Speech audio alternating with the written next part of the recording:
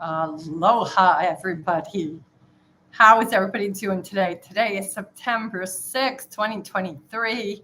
I am putting out a little tweet on X, also known as Twitter, and hope you guys have some good questions for me. I thought we'd talk a little bit about the tweet I put up today, which was all about comparing and how that can just make us despair, really. Part of what I find happens a lot in today's, social media landscape is how often we can easily fall into the trap of comparing ourselves to other traders, other entrepreneurs. Come join us now on YouTube for live coaching. All right, let me put this out and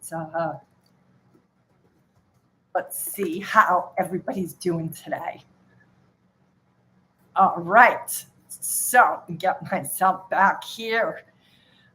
Just today's post was about how, especially lately, I don't know if anybody else has noticed this besides me, but it just seems more than usual, these posts that talk about how quickly they just achieve success. Like, I just started trading a year ago and I've already made millions.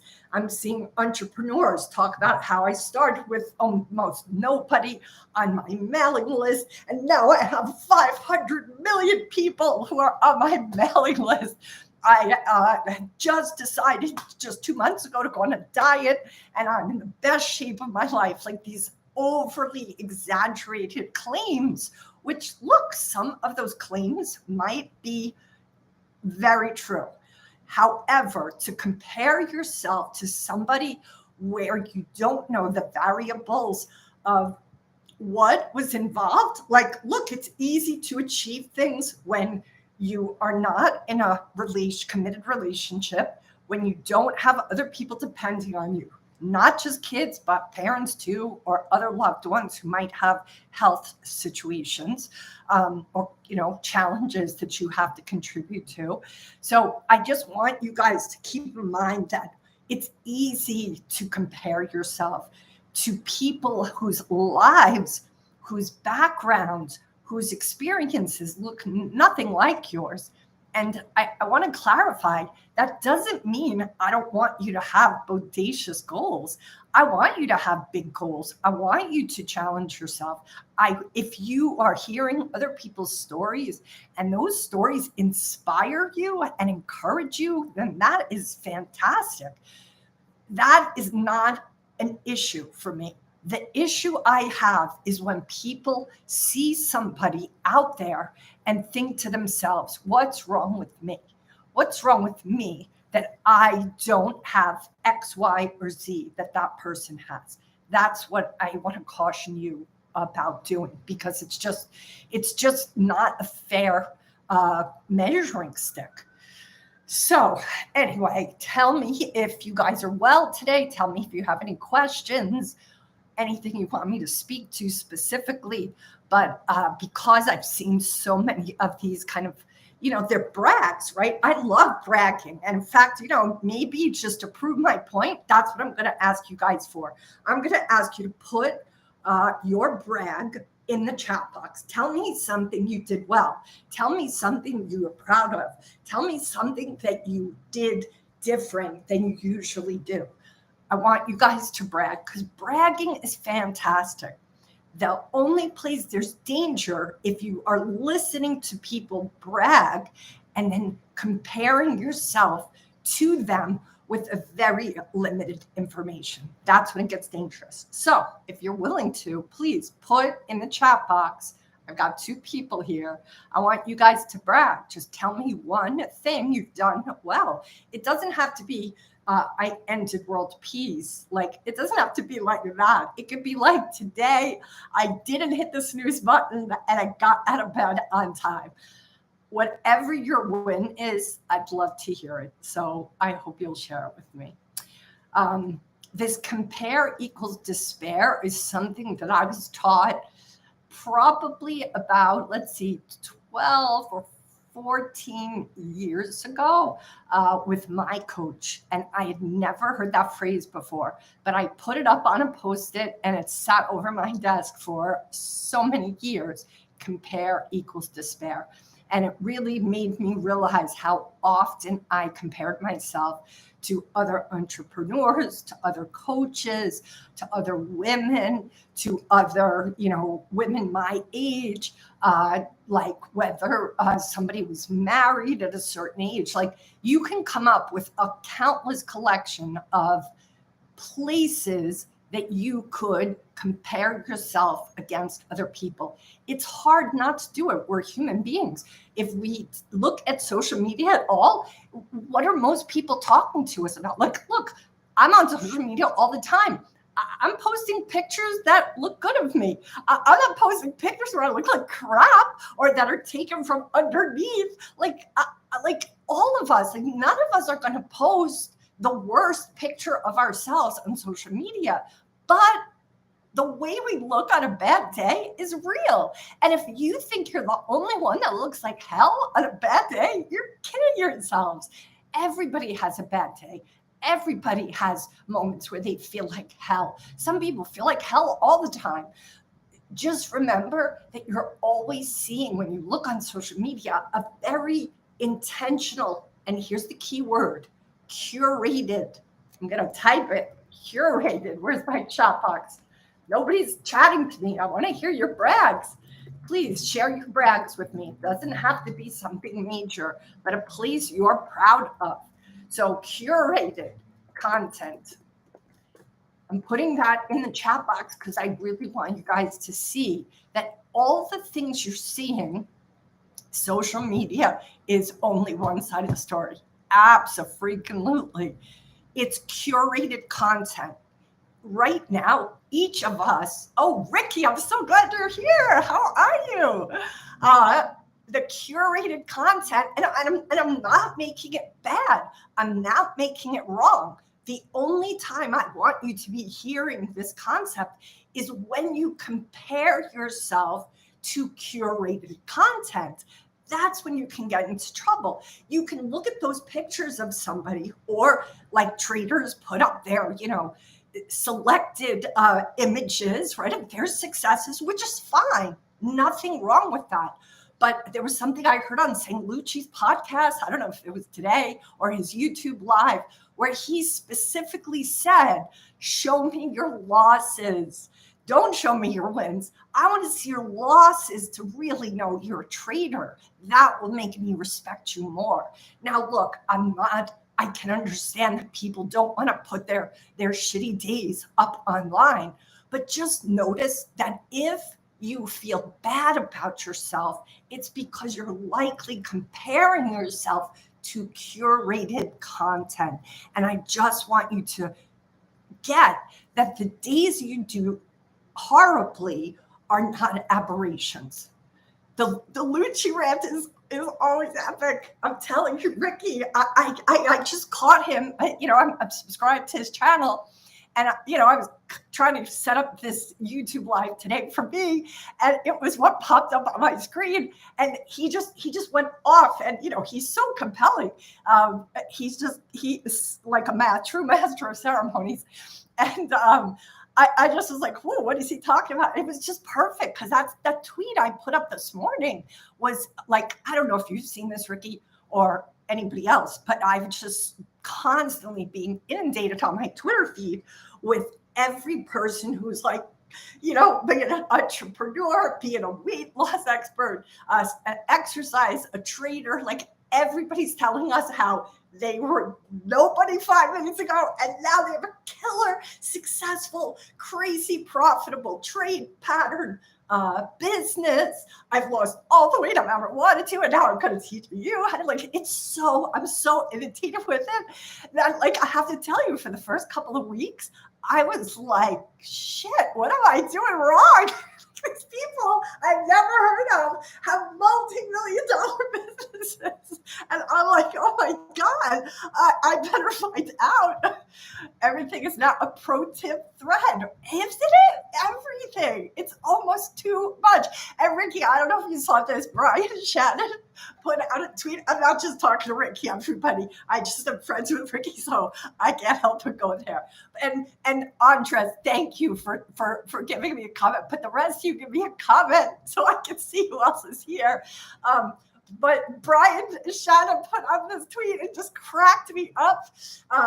Because he showed the imagery on YouTube. It's like all these people with these, crackerjack faces pointing to the emoticon for the clip. And he put an image of all of his charts.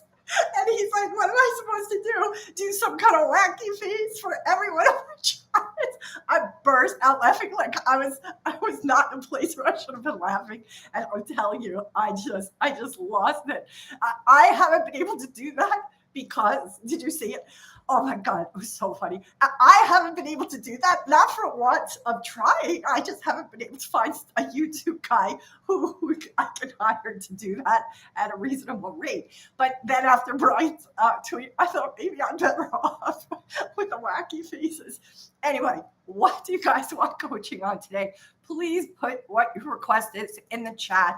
And also, the other thing I asked for, and Ricky, maybe you can lead the way, is I asked for brag because I have nothing against people bragging. I have nothing against people telling you their successes and excited about their successes. Like, I'm going to be the first one who advocates being somebody who owns your wins. That's something too a lot of traders struggle with. You guys have a really hard time celebrating the successes you have. It's so much more comfortable for you to talk about what you still have to learn instead of stopping and pausing and honoring and celebrating your wins. So this is an opportunity right now, guys. Put it in the chat box. Like, I would love to see all 7 people here right now. Just tell me one thing you did well today. Just one thing. Maybe it was as simple as, not being rude to somebody that was rude to you. All right. So Shane, hey, Kim, my brag is after a rough red month last month, I started sizing down and it has been less stressful and you've had smaller green teas. Shane, I'm so proud of you for telling me that. That is a big, big brag because it's so easy when you have a red day or red month rather to just have that downward spiral. It's such, so I'm going to ask you another question, Shane. I'm going to ask you, what made it possible for you to size down? What was it that clicked for you that you didn't just stay on downward spirals? See if you could identify that for me, because these moments, and this is why it's also important to brag, guys, because the wins that are small, the wins that you notice, what happens is if you really look at them from all different angles, what happens is you start to become more cognizant of those variables the next time, right? When we succeed at something, there's a collection of steps, a collection of thoughts that we have that facilitate our response instead of our reaction. And if you can start to photograph them, metaphorically, and be like, this happened, I was tempted to go left, but then I remembered, and then I went right. If you can track that, then the next time it happens, you're going to be like, holy shit, this is happening again. No. I have to get my hands off the keyboard, and I have to now take these other steps. That's why it's important to catch your wins, because then you'll be able to do it much quicker the next time. All right. Here we have small wins build. Yes, Andres, absolutely. Okay, my fear was taking over. This is Shane's response to me. My fear was taking over. And when the trade was going against me, the pullbacks, etc., I was exiting out of good positions. I'm so happy that you noticed that. I'm so happy that it's so clearly defined. And that is the key. The key is noticing, oh, I see. This is what's happening to me. There's 2 ways to potentially act, right? There is reaction, there is response. The only difference is the space in between. if you give yourself a little bit of space, if you give yourself just a moment of reflection, you can take yourself up and out of reaction and put yourself into the place of response. Share the stream, fam. Help to get more eyes on this. Thank you, Ricky. I always forget to tell people that. If you guys would share coming to this channel now on Twitter, that would be great. Or X, as it's supposed to be called. I keep calling it Twitter. Sorry, Elon. I just am so used to calling it Twitter. Thank you, Ricky, so much for that. I appreciate you saying that. So that's the difference, right, guys? When you react and then notice, I got triggered, that gives you just a little bit of space in between that reaction and your response. It's in that one moment you can pause and realize, no, I don't want to be reactive here. I want to intentionally choose the next move. Shane, that is what you did. You made that clarity for yourself and you noticed how you were in that spiral and you stopped it. I'm so proud of you. And I'm going to give you a homework, Shane. I'm going to ask you to find a way to celebrate that you interrupted that pattern. It doesn't have to be monetary celebration. It could be going to a movie that you've wanted to, that you maybe nobody else wants to go see but you. It could be that you go and get like your favorite kind of ice cream, even if nobody else in the house likes it. Find a way to honor that win. It could be monetary. It could be that you buy yourself something. But the reason I want you to do that is I want you to anchor in that success. When we have successes, and again, when we do something that we are proud of and accomplish it, it sets the tone for the next time. So, just like a young kid, if they succeeded at something, we would acknowledge them. We would reward them. We would say, I'm so proud of you. We have to do that to ourselves. Nobody's going to do that for us today. I'll do it for you. But outside of that, it's really hard to have other people have our back. Have your own back. It's critical for you to get more out of yourself the next time. All right, Corey. Corey says, days of scarcity are the hardest for me. If I have work the following day where I can't trade, or I know I'll be out of town for multiple days, I trade my worst. Good, Shane. I'm so glad. Corey, that is such a great thing that you're seeing. First of all, I'm very proud of you for recognizing that you have that tendency to be coming from scarcity. And when you see I'm not going to be able to trade tomorrow, I'm not going to be able to trade for a few days. So let's just talk about scarcity to begin with. Scarcity is a state of mind. That tells me it could be that first, and Ricky, there's a quote in there too. Let me just see if that was speaking to Corey. Never put on so much size that you're going to let normal fluctuations take you out of a good trade. That's such excellent advice. So here's the thing, Corey. The scarcity that you're feeling could be one of two things. Could be both, actually. Scarcity comes when we feel our need for security, financial security, is it met? So first off, I'm going to ask you, and you can answer me right here in the chat box, are you potentially trading in general with more capital than is appropriate based on your experience, based on your comfort with your pattern, based on the current market conditions? Let me know if you can first on that. And while I wait for your answer on that, Corey, the other place that I want to take you to is the concept of scarcity. The way you describe it here tells me that you're coming potentially from a timeline on how fast you should be succeeding in your trading. Would that be correct? Fortunately, I think it's right where it needs to be, but I will give it some more thought. Okay, good. It might be where it needs to be. That could be the case, Corey. If that is the case, then even more so what I'm speaking to now. If you have set for yourself an inappropriately out of whack expectation on the timeline. Okay, good, for sure on the timeline. I'm rushing to make it a full-time career due to my other career taking a hit since COVID. Thank you, Corey, for your honesty. Totally get that. Here's the thing. When we are rushing, right, and we're dealing with the market, not going to come as a surprise to you, the market doesn't care if you're in a rush. The market's going to be the market. It's going to do what it's going to do.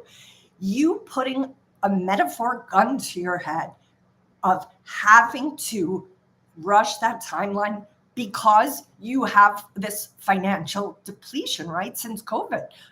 Completely understandable. But here's the thing. That energy is an agenda. It means you come to the market, you come to your trading desk every day with an agenda. You can't have an agenda when you come into the market. You have to come in neutral. And if you can't come in neutral, then you have to reassess how, if you have to create other revenue streams for yourself, how could you do that in a way where you get to control the timeline? Because you can control the market's timeline. You might have an amazing pattern, and if the market isn't the way it needs to be for that, it could take you longer. You undoubtedly saw The Big Short. The Big Short, what we see, what's his name, the whole time, right? He is right? He is exactly right. And yet, minus 78%, right? All his investors, he's not letting his investors take their money out. Like you watch Barry and what he's going through. He also had a timeline. He, by the grace of God, I mean, like literally, there were some angels watching over that man. By the grace of God, did his brilliance show up? But he could, if it had gone another couple of days, he'd have been wiped out. So he had a timeline. You have a timeline. Ricky has a timeline. I have like everybody's got a timeline, but that is not the way the market works. So the key here is, Corey, how do you lift that agenda off the trading that you step into every day? When you're financially feeling pinched, it's very hard to do that. But that you have to be neutral, because what happens is when you have an agenda, that means you're looking through a lens that's not 2020. If you've ever been nearsighted or farsighted, what happens? You get glasses to adjust the difference. When you go into, not just you, anybody goes into the market with an agenda, with a timeline, with a financial need, you are going to be sort of like blinded by your agenda, that you're going to see things that don't exist. You're going to see things that you want to be, not what is. And that is potentially going to sabotage even the wisdom you have acquired, Corey.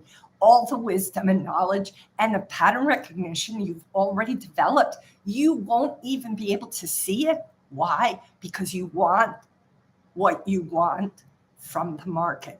And that is understandable, and I'm not going to make it wrong, but I want you to get that it keeps you from seeing reality. Here's the thing about reality.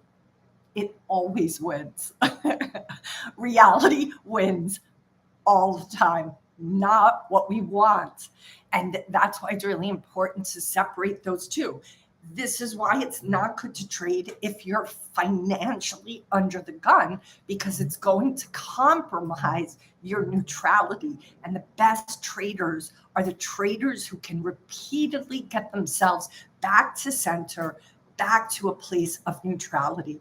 And that neutrality is the only place you can trade from in a way that's cognizant and pragmatic and seeing with 2020 vision. All right, Ricky says, I mean, we all wish we could show up to the market and dictate what will happen. Unfortunately, it doesn't work that way. It's so true. And Ricky, like the way you say it, like it seems like it's just common sense, but we can get lost. Even we're all, we're human, so we know how to rationalize. We're good rationalizers. We could all get like straight A's in rationalization. So this is part of the human condition, and that's why this market is the best school of enlightenment out there, guys. Because look, we rationalize. I was dating a guy recently, and there were certain flags that were showing up, and I have to tell you, I rationalized them all away because I liked him. He was handsome and he was charming. And at some point, I had to really take a hard look at how I was rationalizing a lot. And I had to just finally be like, I want this guy to be all these things, but the reality is the behavior is showing something different.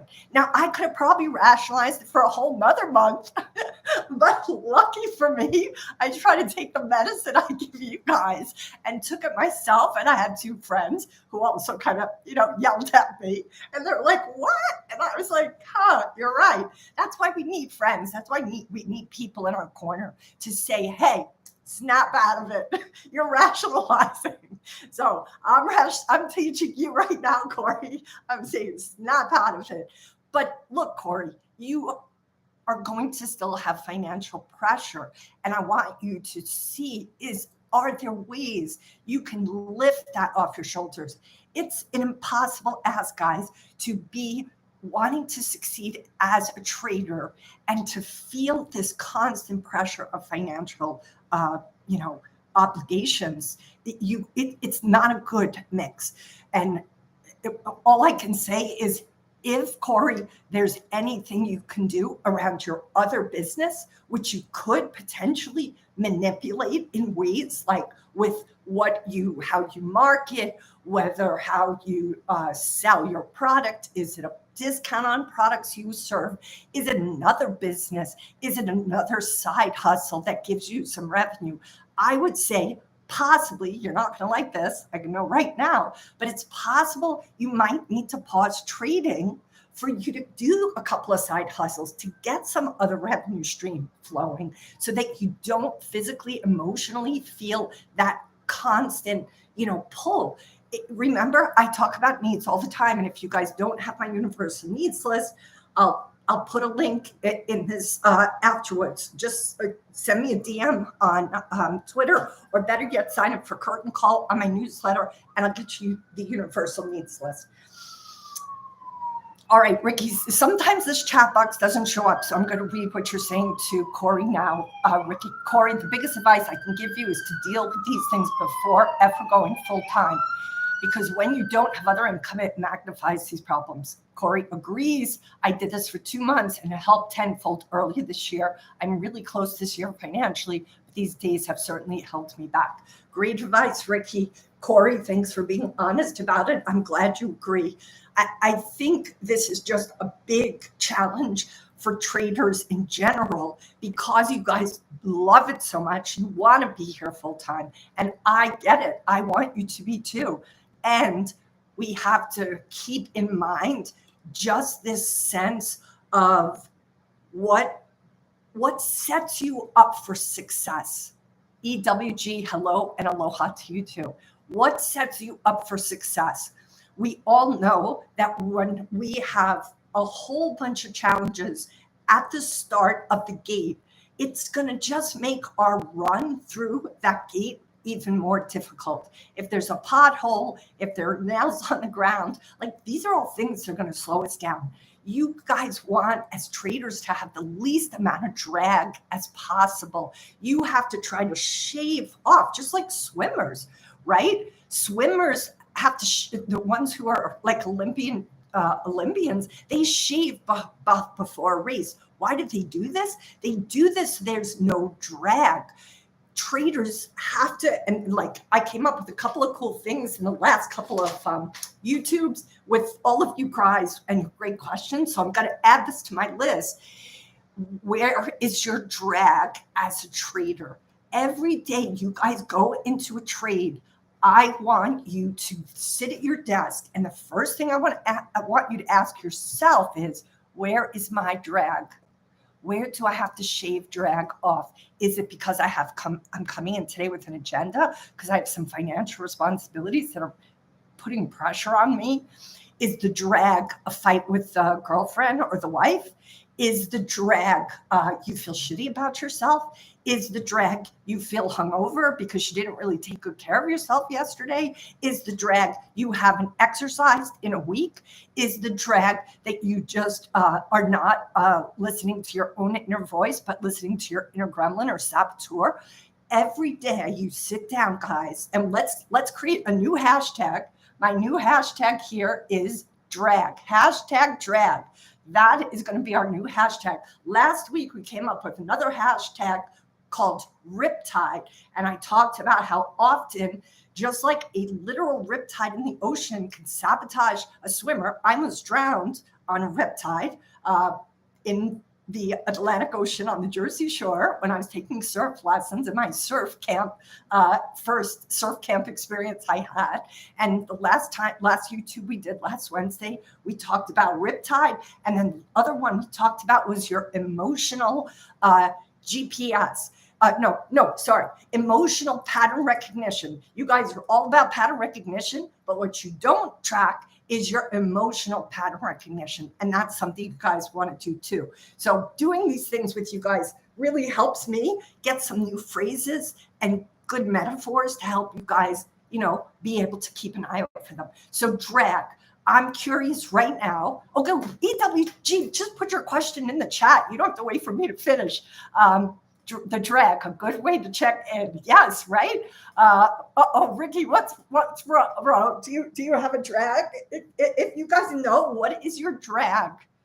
Put it in the chat box. EWG, just put your question in too. And anybody here that has a question, we have 12 people, I'm sure. That is more than we've ever had before. So I'm so glad you're all here. Shave the drag. Absolutely. Shave the drag. It's all about getting the drag off of you guys. Look, we all have days or experiences where we're taking in a bunch of mental clutter into our day. And it is easy to not even notice it. But the key is ultimately, every time you trade, you guys have to be self-aware. You have to be aware of how am I coming in today? Am I feeling neutral? Am I feeling enthusiastic? Am I feeling encouraged? Or do I feel like garbage? Those two, do you guys even track your moods? Do you even track your, the weather? Some people in the winter months, I had a good friend who had to buy one of those fancy lights for his house because he had really, really harsh depression without the sun in the winter months. Do you guys track those things? If you don't, I would recommend it. All right, EWG's question. I have about 1.3K account. I add $20 a week and my account goes up with my trading, but my P&L is slightly negative due to the point where my account is growing, but I'm still not profitable. Does this make sense? I don't know what to do. Hey, Ricky, I'm wondering if you're open to weighing in here.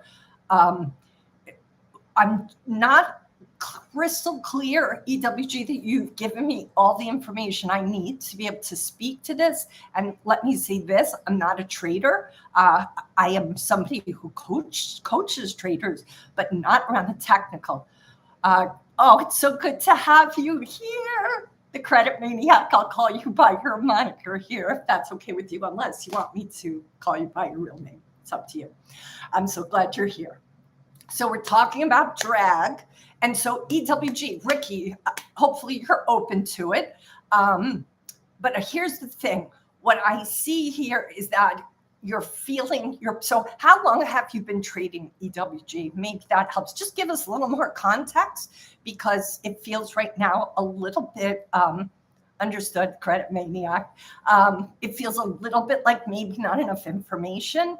But I'm also feeling like perhaps your question is possibly a little bit around expectations, that you might need to take a look at your expectations. So Ricky says, I think with an account that size, even treading water is a plus. At that point in your journey, it's not about paying your bills. It's about learning what to do and what not to do. So EWG, let us know if that question makes sense, but I suspect that is hitting the nail on the head. All right, Thomas says, emotional drag caused by an existing large stressful position that I will be maintaining. Thomas, that's such a great thing that you spoke to. That is a really valid part of drag. And there's another trader too in the trader Discord room who has a very large position, and it's been weighing on him. So I think that's a really important question to just, again, manage your expectations of yourself, guys. If you're carrying, emotional drag, financial drag, and you're carrying the responsibility of holding a position that's potentially precarious, you gotta think, like, how much can a person bear? Again, one thing traders rarely have is compassion for themselves. Very infrequently do I see traders have empathy for themselves, have a sense of mercy for themselves. You guys are very hard on yourselves. So you got to ask yourself, wow, just like a juggler, like, you don't start out juggling 50 balls. You start with 3, right? 2, just juggling 2 sometimes repeatedly. Then you go to 3, then you go to 4, then you go to 5. You guys got to pace yourselves. And I don't know that you guys do that much. All right. So EWG says, I've been trading since about 2020, got into options. You know how that goes. Blew my account. Now I'm studying the grades and reading a bunch of books. Thank you, Ricky. That helps a ton. Good. Do you recommend I keep adding money while I'm learning, or should I cut out the adding and just focus on the money I have now? It's a great question, Ricky. If you're still here and are willing to answer that for EWG, I think that would be great. EWG, I have a question for you. Are you in a trading community? I'm a huge fan of the one Ricky's in, the True Trader community. They're just absolutely stellar people. Wisdom, abundant, generous, Adriano, Benito, Ricky. They have so many good people in that room. I highly recommend you get yourself in a trading community just to be around the conversation, just to be able to ask these kind of questions and more, to be in a collective with other traders who are similar to you, which is very important, underrated a great deal, but also to be with traders who are ahead of you, who are more sophisticated than you, who are able to answer a lot of these kinds of questions. All right, the Credit Maniac says it's really hard to make it in the business solo. You need to be part of a community. 100%. So agree with you, the Credit Maniac. EWG, look into sim trading too. Shane, that's a great idea too. EWG, I think it could be hard for you to go into that because you've already been a trader. And sometimes that does take the pressure off. There is a time and a place for paper trading, and it gets a lot of people badmouth it. But I think you got to remember, especially as you're growing, you want to learn in a way that you feel the safest in. You want to be able to learn, especially if you're learning a whole nother kind of style of trading, in a place that, again, costs you the least mental capital. All right, so I'm in a free Discord where I have a couple of buds, but I wouldn't say I'm in a community where I'm every day chatting to people who have been in the game for years with a ton of knowledge. Look, EWG, it may be too right now, not cost effective, but I'm going to recommend True Trader as one of them because Ricky is here right now and he's part of that community. There's a whole bunch of them out there, but I would be discriminatory in the one you pick. There are other trading rooms too that I advocate, but I want to stick right now with True Trader because we got Ricky in the house. That's just out of respect to Ricky, and his generosity to that community knows no bounds. His contribution to me knows no bounds. And I just know that will make such a big difference. EWG Twitter is probably the best way to be part of a community for free. The Credit Maniac, I also agree, but even there, you have to be discriminatory. You're going to stumble into, in the trading world, those guys who are very flashy and very braggy, and if they make you feel bad about yourself, or as if, look at what I did, look, I like people that talk about what they do well. That's great. But if that's all somebody's showing you and never telling you about how hard this is, then make sure you don't follow them, because it'll just make you feel like crap about yourself. All right. But just be, you guys have to be discriminatory. Like, all of these platforms are fabulous, but trust your instincts. If you sense or suspect something feels off, listen to it. That is your intuition trying to talk to you. All right. Ricky says it's all good. There are plenty of great ones out there. Yes, there are, but Ricky is one of the best. Okay, so EWG, the credit maniac. Yes, I agree. I've learned so much from people like Ricky, a ton more traders. Ricky is one who tweeted this stream, and that's why I'm here. See that? Thank you, Ricky, for doing that. I'm so glad. There are so many generous people and traders in this community. They are out there. You can find them. And once you figure out the noise from the ones who are giving you authentic content, then you are in excellent shape. And what I would say is part of this emotional capital is to have that brotherhood, to have that family, to have that sense of community around you. Because like the credit maniac said, it's emotionally challenging to go solo. It's really too hard. And this business, you want to talk to those who have gone before you, because they know what it's like to be up and down and over and out and inside and upside down.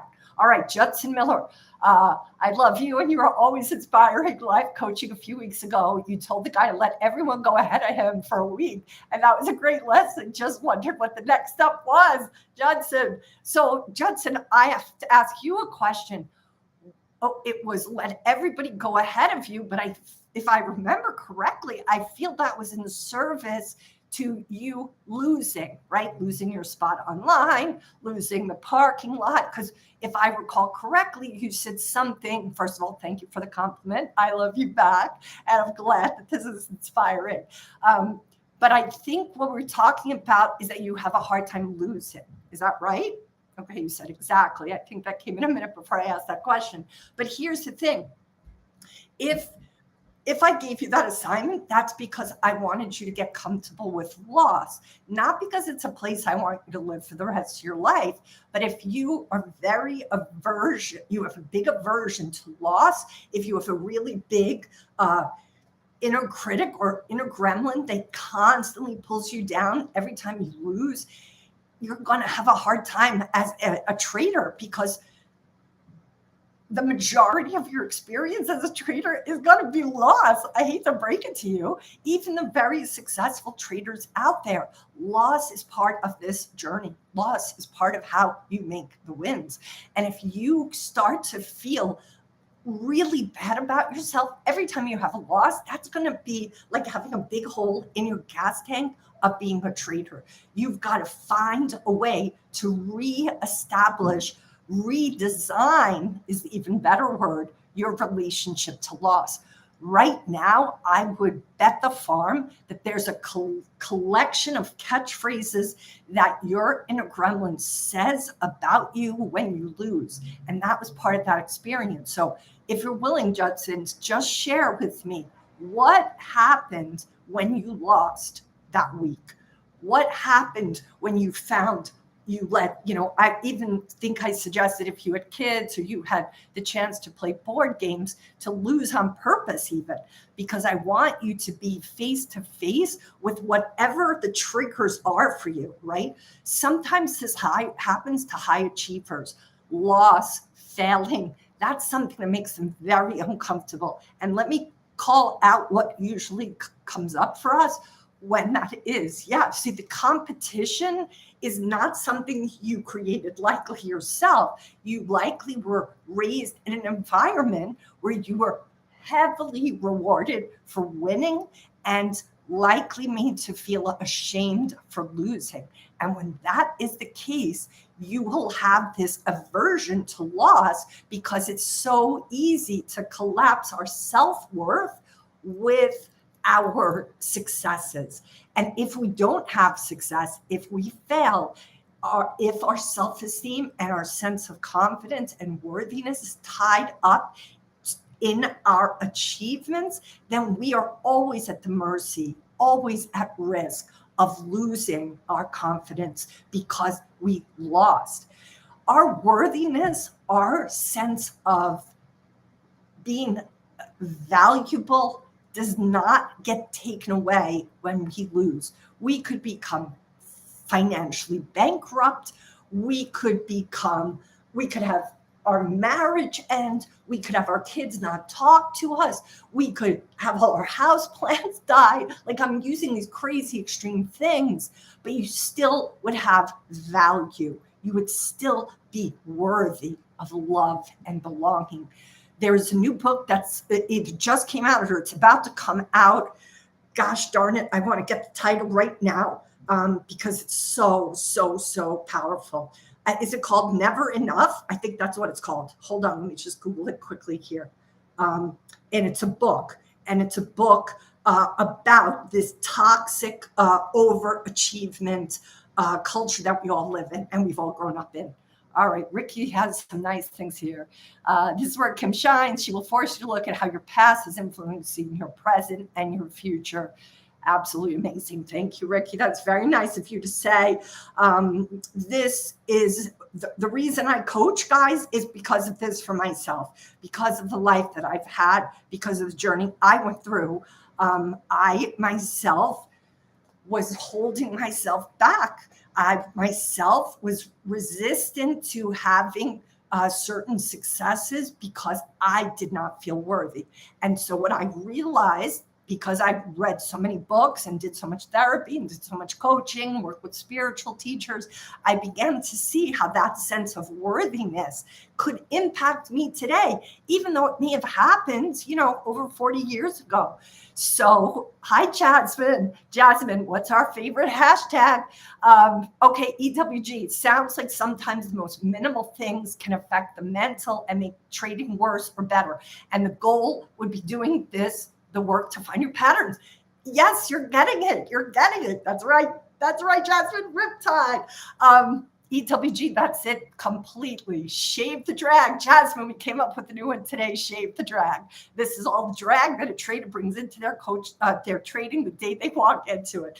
All right, so EWG, you got it now. All of these minimal things, they're not that minimal. Did you ever see that cartoon? They do a cartoon all the time on Twitter and other platforms. I'm drawing it quick for you.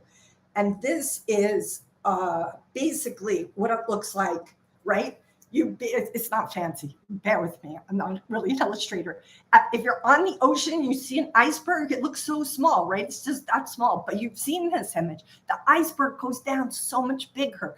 That's what these challenges that we have. If we have our self-worth collapsed with what we get to have only if we succeed, if we win, then it's going to be completely sabotaging us invisibly. Look, guys, you're not going to ever get rid of all of these things. None of us, we're human. We're going to bring them with us the rest of our lives. But the key here is noticing, oh, I'm being triggered right now.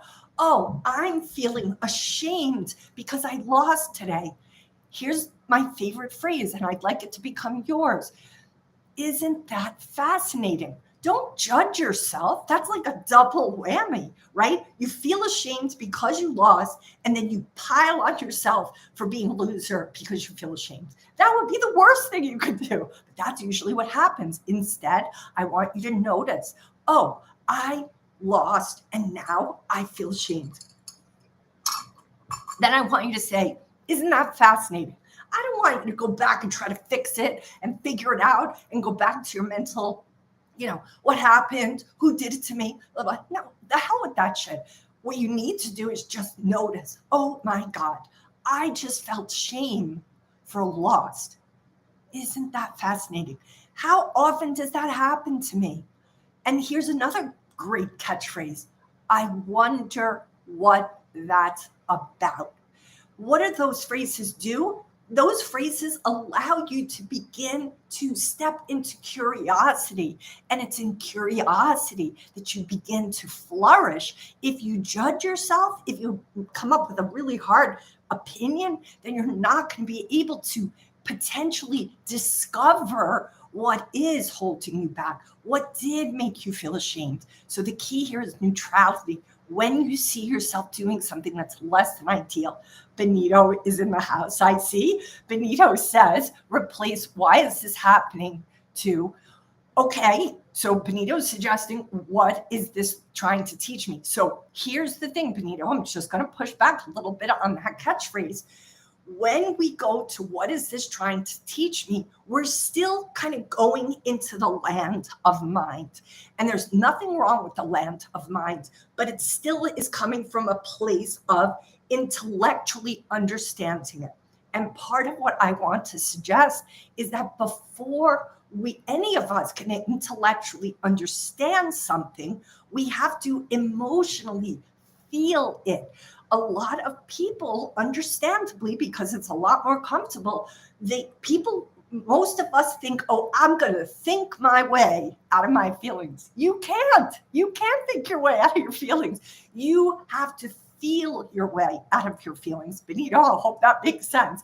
Ultimately, what I want you guys to do is just first be curious, because when we jump right to the solution, we potentially leapfrog over a bunch of emotions that might not even make sense. And that cognitive dissonance could happen. I want you guys to just start to get curious about your triggers before you even go to the place of like what it's teaching you. Only because I want you to feel the feeling in that catchphrase we did a couple of weeks ago, Jasmine, right? The other hashtag we had was the emotional pattern recognition. The more you guys get clear on the emotional pattern recognition for yourself, what are your triggers, right?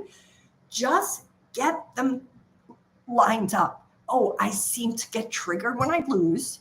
I seem to get triggered that I have to hit a certain timeline. I have a trigger when I feel completely isolated and I'm not going to be able to trade for a few days, right? There's a whole bunch of things that get kicked up. For me, start to just notice what the variables are that kick it up. All right, I'll have to rewatch the beginning. I missed it. That's okay, Johnson. I'm just teasing you about the hashtag. We're creating hashtags, it seems, every Wednesday.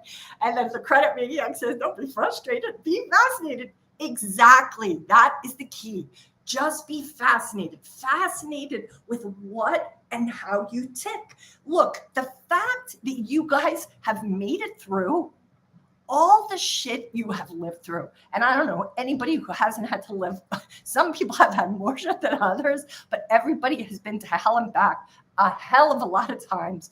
By the time you get like past 20, you've already been through a couple of internal wars, family wars, friend wars, lifestyle wars, health wars, emotional wars. Everybody has usually had some kind of challenge, right? You want to be fascinated that somehow you got here. Somehow you have made it through. All the things you thought were going to kill you, all the things that you thought you would never overcome, guess what? You did. You got to this day today, September 6th, 2023. You made it. So that tells you must have some kind of incredible perseverance. Puberty wars. Those were real, people. Those puberty wars were true gang wars. It was like the Jets and what was the gang in West Side Story? The gang wars between the Jets, and who was the other gang? Those are real. All right. So what other questions do we have? I kind of went off a tangent. But first, wait, I have to go back to this. I don't know if you're still here, Judson. But I wanted to show you this book. I want everybody to see this book. I cannot wait to read it. I already bought it. I bought it like automatically on my Kindle when it came out. That's why I'm not sure the date. It's called Never Enough. Can you guys see that title? The subtitle it's by Wallace, Wallace, when achievement culture becomes toxic and what we can do about it. That book, guys, I haven't read it yet, but the concept of this book is what I'm talking about, Judson, right? You and all of us want to get clear on, like, if you're coming from this place that you're never enough, part of what happens is that we are constant good. I'm so glad you're all going to get it. That is just an internal constant pressure that's pushing us, that we have to earn our enoughness. And your enoughness, guys, cannot be earned. You are worthy of love and belonging no matter what. No matter what, you will always be worthy of love and belonging. I'm going to talk to another book right now because this book is just so powerful. I wept through the entire book. I've read it more than once. It's called Tattoos on the Heart. And this is a book written by the man who started Homeboy Industries, Greg Boyle. He is a priest that started Homeboy Industries for men and women who want to leave gang life, which is very hard to do, by the way, when you're in there, because once you're in a gang, you're kind of in it for life, just like the mob. Once you're in, you're in. Tattoos on the Heart is an incredible book about the journey that he tries to take. I also recommend this book. If that Never Enough book isn't out yet, then get this book, guys. Tattoos on the Heart by Greg Boyle. And what he talks about, the power of boundless compassion. And what he talks about in this book is the biggest challenge they had with the gang members was not, they have a tattoo removal because, your tattoo marks you in a gang and puts you in jeopardy on the streets, right? If you're in the wrong neighborhood and they see the gang markings on you. And obviously it hinders their ability to get jobs later on. This book, like, look, I get that not everybody perhaps in this call was ever experienced to gang life, but gang life is a big, it's a big challenge in any kind of major city because it is in a lot of ways the way you survive. You will not be protected if you're not affiliated or associated in some way. I've taken the subway late at night in a couple of areas where gangs were around. And I have to tell you, it's incredibly frightening when you are not part of that collective, because then you are considered other. And what Greg Boyle talks about in this book is that the biggest challenge that they had with gang members, former gang members, was that these gang members felt, because obviously for them to survive in a gang, you're not going to make your way in a gang if you don't do some of that hazing, right? There's challenges, including murder and even things more horrific than that. To get into a gang, you have to earn street cred, right? So these former gang members, as they're trying to transition out of gang life, one of the biggest challenges they found is that these gang members could not see that they were worthy of love and belonging. And Homeboy Industries giving them the opportunity to try to create another life for themselves. For some of them, the hardest thing about it was believing that they were worthy of love and belonging after some of the things they had done, after the way they felt about themselves. And part of what Boyle speaks about in this book is that there's nothing any of us can do to ever not be worthy of that love and belonging. And that the Sharks, that's right, the Jets and the Sharks. Thank you, Thomas. It is sad, but here's the thing, guys. Each of us are just like those gang members, because each of us think our love and our belonging is dependent on us earning it. And that's why that Never Enough book, it hits a nerve for all of us, because most of us were taught somewhere along the way that we were only be worthy of that love and belonging if we earned it.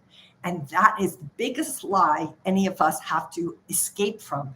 It's hindering your trading, and it's also hindering your relationships, and it's hindering your financial success, because you will not allow your bank account to get past another level if there's a part of you that thinks you don't have a right to it. You are not worthy of it. You haven't earned it, quote unquote. Look, I'm all about the concept of we have to earn the success of things we do in life in the sense that we, like as a trader, right? You can't expect to walk into the market one day and just be able to be an excellent trader. You have to earn the education, right? By hard work and effort. However, there is also a part where the sense of earning goes too far, where the sense of you thinking like, well, I just always have to work hard. Like there are people, yes, who work hard, but also learn how to practice good self-care. Both are possible. All right. So unconditional worthiness. That's exactly it, Ricky. Unconditional worthiness. Worthiness cannot be earned. And I learned this.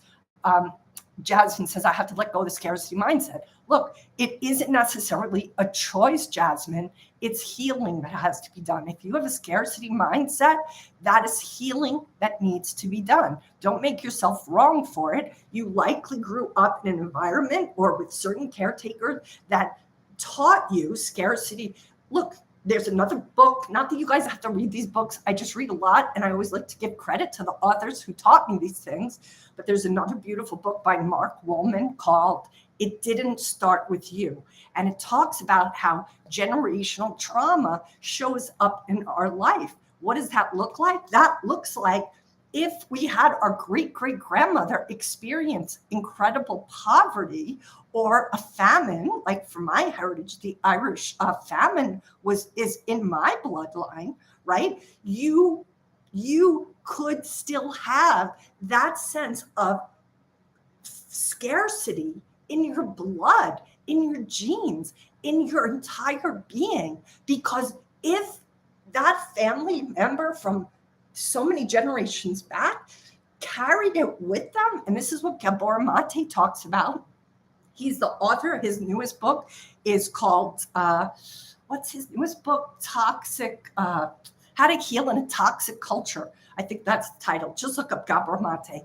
He talks too at length about he was an infant in the middle of the Holocaust, and he had to be given away for his life to live.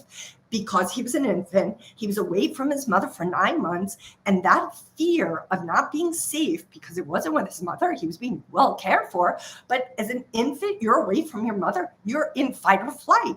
He talks about how that's still something he struggles with, even though he was an infant. And he talks about even what happened to his mother, how that is now passed down through the bloodline to his kids. So It Didn't Start With You is the first book I would look at, because it helps us understand generational trauma. And it helps us understand how sometimes, Jasmine, we might have a mindset that doesn't actually belong to us.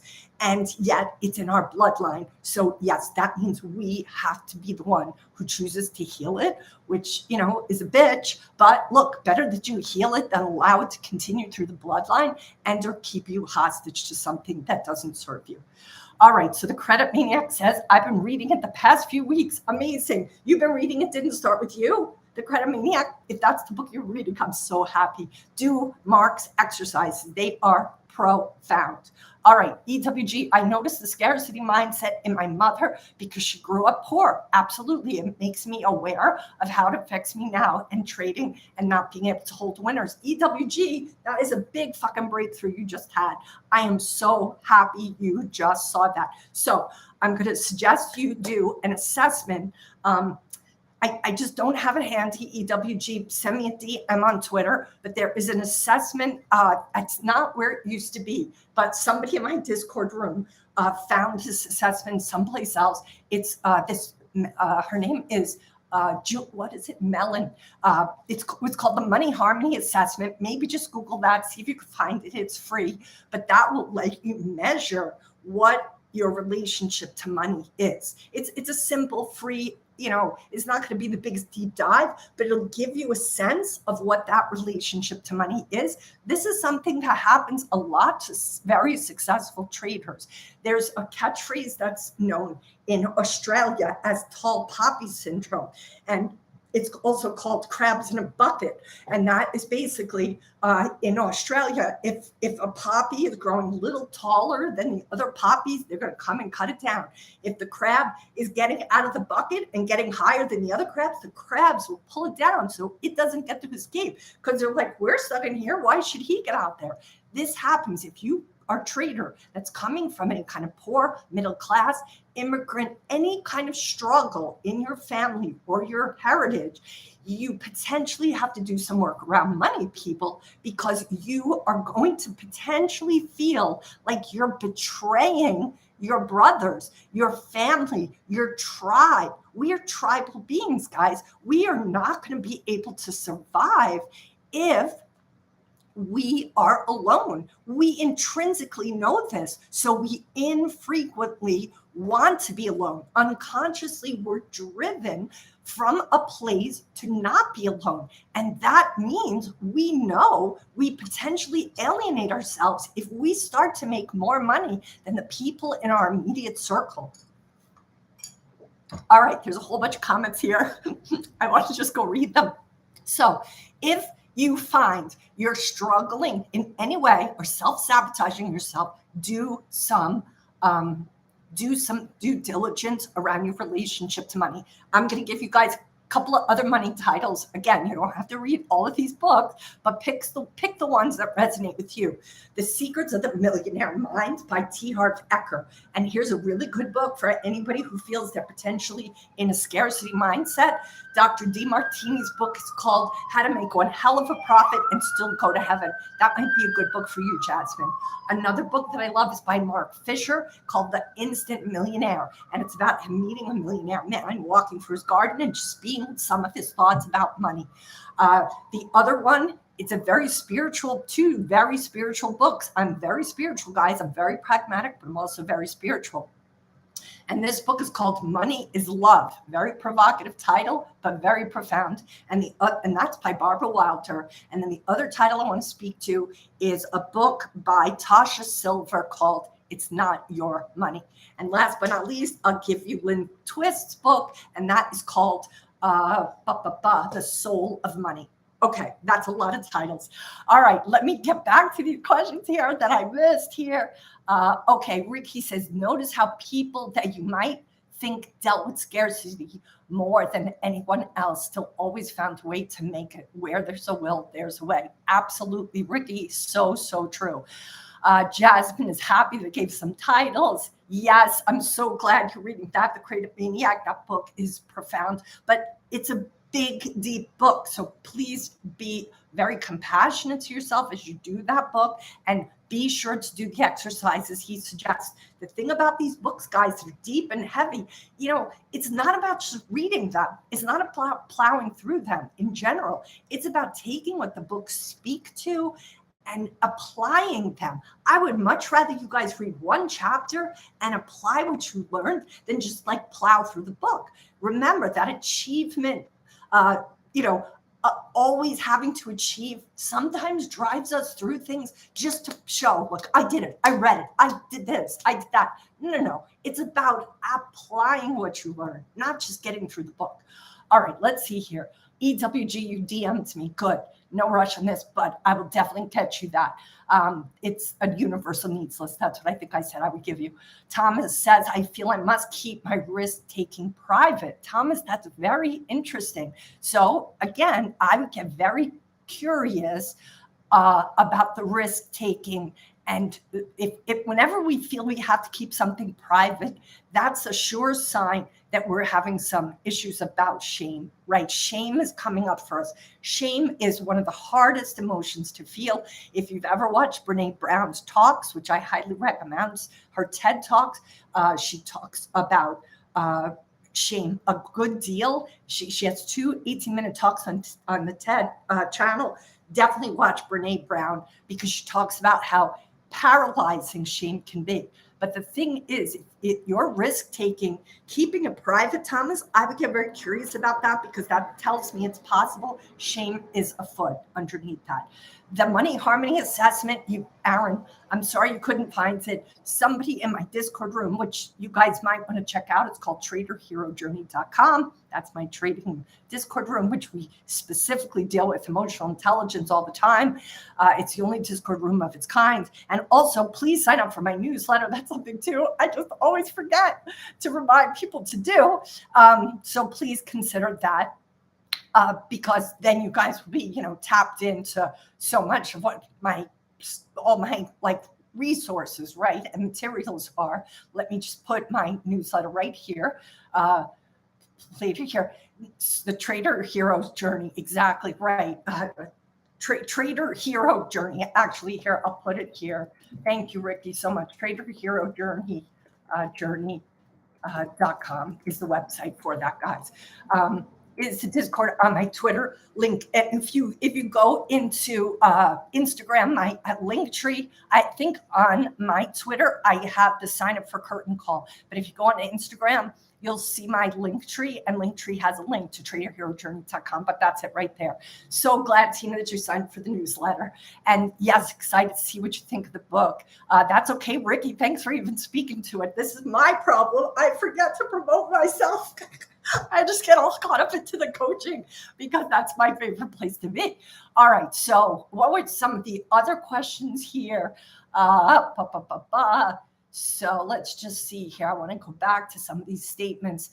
Yeah. So that I would agree with you, Ricky, that concept of scarcity, like everybody does find a way to survive, but it's the emotional triggers that scarcity blind us with, right? So that's why we want to get curious.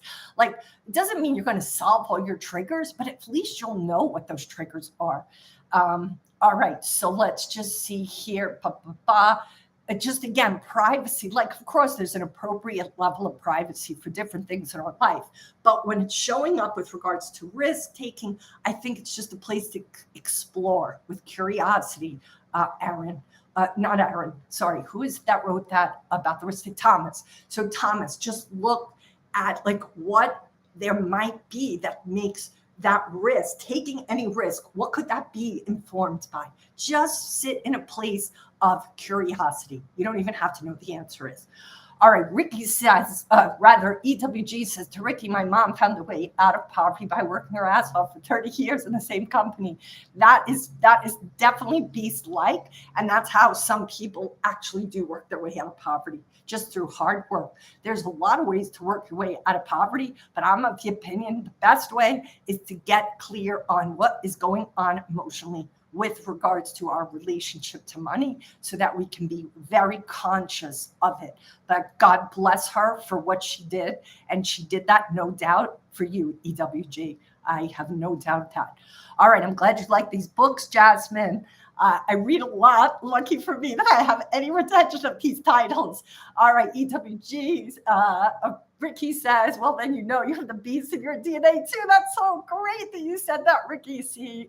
Ricky, you're the best. It's so true. EWG, I'm 100% on board there. All right, let's see here. Self-promotion is not easy for the people who are genuine. I suffer from the same thing. Yes, you do, Ricky. That's why I want you to have a shout out here, and Benito does too. All right, so the Credit Maniac says, I'm taking a day off today, no gym. I had pizza, watching TV show instead of studying. Hope that is considered self-care. Hell yeah, it's self-care. Look, at the end of the day, guys, being somebody who is flexible with themselves and their humanity is the best self-care around. It's not about the fact of like what you're eating, like, and this, that, and the other thing. It's like having compassion for yourself. Like, I'm always staying true to healthy foods, then I have to give myself a cheat day, right? It's realizing I might be working a little bit too much and I just need a breather, right? It's a delicate balancing act to hold yourself accountable, hold yourself to a discipline, and to have mercy. I'm not saying you're going to do it perfect all the time, but you just want to try to notice, are you having compassion for yourself? Are you holding yourself to impossible standards? That is the key. Thank you, Ricky. Love seeing me when I get into my flow state. I do get into that flow state, don't I, Ricky, sometimes? All right, question. Do these live coaching streams happen every week? If so, I'm on board already. EWG, yes, they do. They're happening right now almost every Wednesday. That just gives me a little flexibility in my schedule, but I'm having so much fun with them. And you guys are asking so many great questions and are being so vulnerable and so honest. Please spread the word. Please sign up for Curtain Call. I put that in the chat box, how to sign up for Curtain Call for my newsletter. And I'm also going to be offering some group coaching. I'm going to do that at a different price point because I realize, my prices are high. And if I do some group stuff, then I can, afford to make this at a price where, those who want to really have the coaching maybe can afford it. So if you're interested in going to have two groups, a group coaching for sophisticated traders, a group coaching for novice traders. So if you self-identify as either one of those cohorts and want to learn more, again, send me a DM on Twitter. What else do we have here? I've been going for an hour and 15 minutes because I went into the flow state, so I lost track of time. So I'm going to bring it to a close. Unless anybody has any other questions or comments or anything they need before it goes, I want to give a big shout out to True Traders, Ricky Anala, for tweeting this out there. According to one of you guys telling me he did that, I'm not surprised because Ricky is overly generous and always supportive to me and everybody he can get a hold of that he can make a difference with. Ricky, thank you for being such a contribution to this community. Thank you for your love, your authenticity, for your incredible sense of humor, and for your wisdom and for your knowledge, because you are just one of a kind. Thank you also to Benito, who has just been an incredible advocate of me, supporting me, helping me when I have tech issues in a plethora of ways. I'm not a very techie girl, and Benito comes running to the rescue like Superman more times than I can even tell you guys. I have all these little secret stories of how Benito has had my back and my technical online version of me and that back too. So thank you, Benito. Thank you to everybody here who's asking questions, who's being vulnerable, who's loving on each other. You guys loving on each other, supporting each other, encouraging each other is going to make or break everybody's day. There are times when people are so discouraged, they just need a kind word. They just need to know somebody else can understand or empathize with their discomfort or their pain. Even the people on Twitter. I've told this story before, but there was some tweet that I put out. This is a long time ago. I put some tweet out and I spelled word wrong. And the person, kind of troll-like wrote back, correcting my spelling. And I just said, you're right. I actually am a bit of a spell snob myself. So I said, you're right. I spelled it wrong, silly me. And they wrote right back, oh my God, I can't believe I said that. It was so petty of me. I don't even, you were trying to help. It was a nice quote. Why did I do that? When you meet sometimes those people who seem to be petty or troll-like, when you meet them with kindness, it changes everything. So just remember that, try to give people the benefit of the doubt. And if they're not being nice, then you just have to block them.